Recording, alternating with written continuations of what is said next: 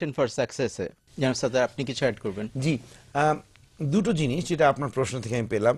সামাজিক দায়বদ্ধতা শুধু নয়, কারণ রাষ্ট্রায়ত্ত ব্যাংকরা সামাজিক দায়বদ্ধতা হিসেবে করেনি। তারা যেটা করেছে সেটা হচ্ছে বিভিন্ন সেক্টরে ফাইন্যান্সিং করা, রুরাল এরিয়াতে যাওয়া এবং ডিরেক্টেড লেন্ডিংয়ে তারা জড়িত ছিল।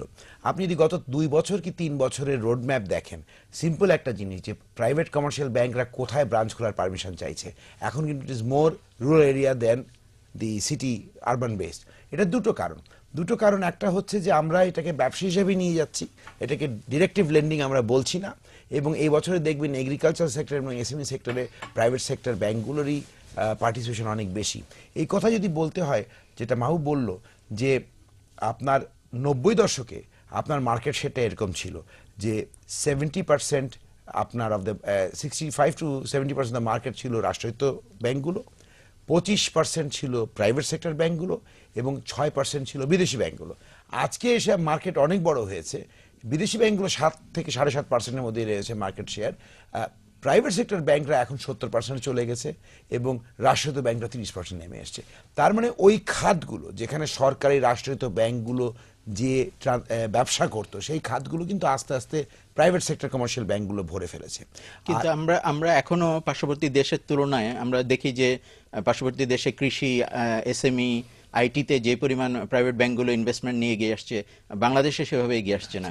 আপনি যদি স্ট্যাটিস্টিক্যালি দেখেন বাংলাদেশ ব্যাংকের স্ট্যাটিস্টিক্সে যে গত 2 বছরে কমিটমেন্ট টু কৃষি লোন প্রাইভেট সেক্টর ব্যাংকের গত বছর ছিল 24,000 কোটি টাকা, হায়ার দ্যান ন্যাশনালাইজ ব্যাংক। এবং এটা কিন্তু ফুলফিল হচ্ছে, 80-90% টার্গেট আমরা রিচ করছি।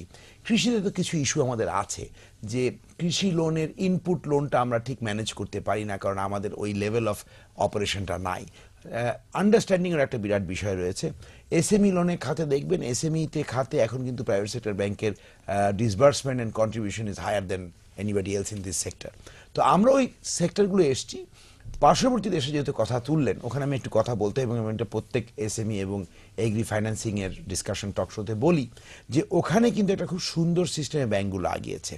যে কোঅপারেটিভ যদি বলেন, যে কোঅপারেটিভ দায়িত্বটা নিচ্ছে হচ্ছে টু এনশিওর আপনার ক্যাপাসিটিটা অফ দি কৃষক, এবং আপনার ব্যাংকগুলো যে ফাইন্যান্স ডাইরেক্টলি কৃষককে করছে, তাদের ওখানে থাকতেও হচ্ছে না, কালেকশনটা হয়ে আসছে from the buyer, the grower and the ফাইন্যান্সিয়ার।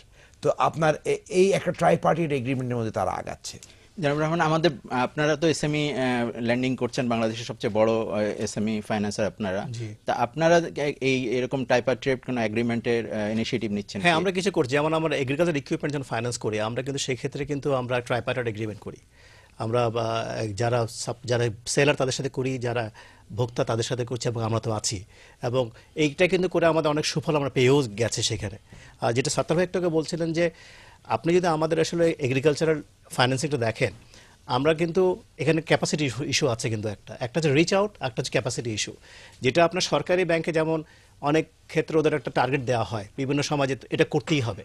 এবং আমাদের কিন্তু at the end of the day আমরা কিন্তু একটা কমার্শিয়াল অর্গান, আমাদের শেয়ার হোল্ডার্স আছে, এবং আমরা যখন বিভিন্ন সময় আমাদের যে শেয়ার হোল্ডারের কিন্তু রিটার্ন একটা এক্সপেক্টেড রিটার্ন আছে, সেটা আমাদের দিতেই হবে। ওটা কিন্তু অলওয়েজ কিন্তু ধরেন সবসময় সব ব্যাংকেরই থাকে যে একটু enhance the share holders return, সেটা কিন্তু আমাদের অবজেক্টিভ থাকতেই হবে। আর প্রফিট যদি আপনি না করেন, তা আপনি তো কোনো কাজই করতে পারবেন না। আপনারা যাদেরকে